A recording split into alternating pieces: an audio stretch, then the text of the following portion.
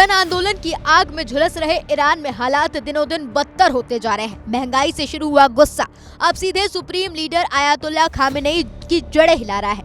सैकड़ों लोगों की मौत, हजारों लोग घायल। ईरान के दिन ब दिन बिगड़ते हालात ने दुनिया को चिंता में डाल दिया। अमेरिका और पश्चिमी देशों ने ईरान के खिलाफ तमाम तरह की पाबंदियां लगा रखी है, जिसकी वजह ट्रंप के खिलाफ ईरानी जनता का आक्रोश बढ़ता ही जा रहा है। पूरे मामले पर अमेरिका आग में भी घी डालने का काम कर रहा है। यही बात रूसी राष्ट्रपति व्लादिमीर पुतिन को नागवार गुजर रही है और उन्होंने ट्रंप से बदला लेने के लिए ईरान को दे दी मौत की मिसाइल।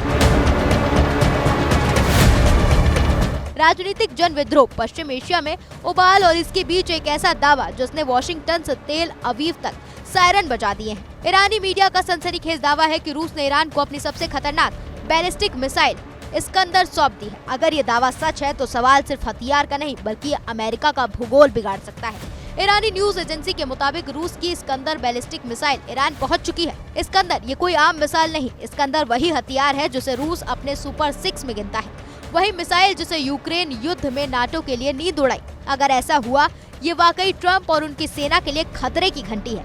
पहले से ही यूक्रेन में तबाही मचा रही इस्कंदर को गेम चेंजर क्यों कहा जाता है, आइए आपको समझाते हैं। इस्कंदर रूस की सबसे आधुनिक शॉर्ट रेंज बैलिस्टिक मिसाइलों में से एक है। ये 500 किलोमीटर दूरी तक हमला करने में सक्षम है। इसका वॉरहेड 480 से 700 किलोग्राम का हो सकता है। इसके अलावा ये 6 से 7 मैक की स्पीड में हमला कर सकती है। ये बेहद सटीक हमला करने के लिए जानी जाती है। High explosive cluster bunker buster के साथ ही न्यूक्लियर विकल्प भी देती है।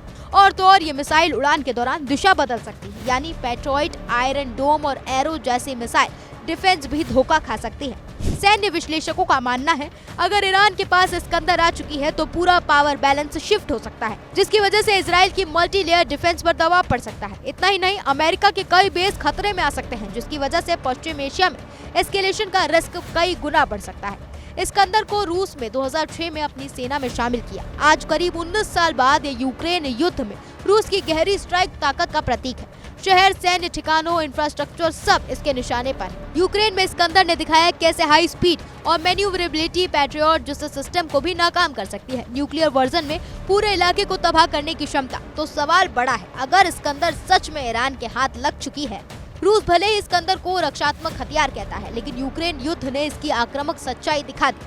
वैश्विक तनाव के इस दौर में इस्कंदर जैसी मिसाइल सिर्फ हथियार नहीं, पूरी दुनिया की राजनीति को हिला देने वाला संदेश है। सवाल यही, तो क्या पश्चिम एशिया एक नए युद्ध के मुहाने पर खड़ा है?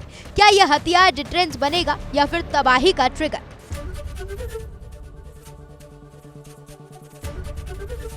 एबीपी गंगा, खबर आपकी, जुबान आपकी।